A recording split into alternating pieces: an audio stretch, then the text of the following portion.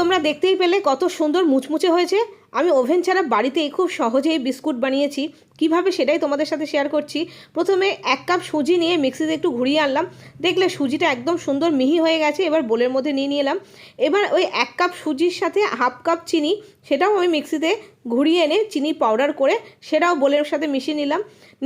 1 cup নারকেল কোড়া, সেটাও নিয়ে নিলাম, মিশিয়ে নিলাম। নিয়ে নিলাম হাফ কাপ মতন ময়দা বা আটা।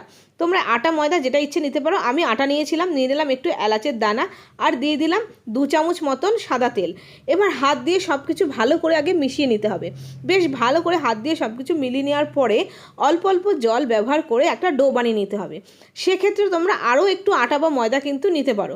দেখো সুন্দর একটা ডো বানানো হয়ে গেছে। এবার আধ ঘন্টা মতন রেস্টে রেখে দিতে হবে। আধ ঘন্টা পরে তোমাদের খুলে দেখাচ্ছি। দেখো আমি সুন্দরভাবে রেস্টে রেখে দিয়েছিলাম ডোটাকে। এইবার আমি বিস্কুট বানাবো। এবার নিয়ে নিয়েছি বেলন চাকির মধ্যে নিয়ে ঠিক লম্বা করে নিয়ে ভালো করে মাখিয়ে নিয়ে অর্ধেকটা মতন ডো নিলাম। ডোটাকে এবার তেল মাখিয়ে নিচ্ছি। তেল মাখিয়ে নিয়ে বেলন দিয়ে বেলে নিলাম। খুব বেশি পাতলা করবে না, তাহলে ভেঙে যাবে। মাঝারি করবে। ভালো করে বেলে নেওয়ার পরে এরকম একটা কৌটোর ঢাকনি দিয়ে গোল গোল করে নিয়েছি। গোল গোল করে কেটে নিয়ে এক্সট্রাটা তুলে নিলাম। সুন্দরভাবে বিস্কুটের শেপ হয়ে গেছে। এবার একটা কাটার সাহায্যে গেঁথে গেঁথে দিচ্ছি, যাতে বিস্কুটটা ভেতর থেকে সুন্দরভাবে সেঁকে যায়। তো দেখো কত সুন্দরভাবে শেপ তৈরি হয়ে গেছে। এবার আমি প্যানের মধ্যে সাদা তেল দিয়ে দিয়েছি। গ্যাসের ফ্লেমটা সিমে রেখে তেলের মধ্যে বিস্কুটগুলো ছেড়ে দিচ্ছি।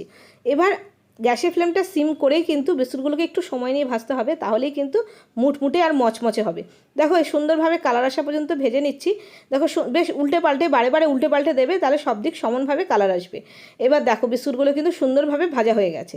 কত সুন্দর হয়েছে দেখেছো? আর তোমরা আওয়াজ তো শুনলেই খুব সুন্দর হয়েছে বিস্কুটগুলো খেতে। আর আমি রেখে দিয়েছিলাম একটা কৌটোর মধ্যে।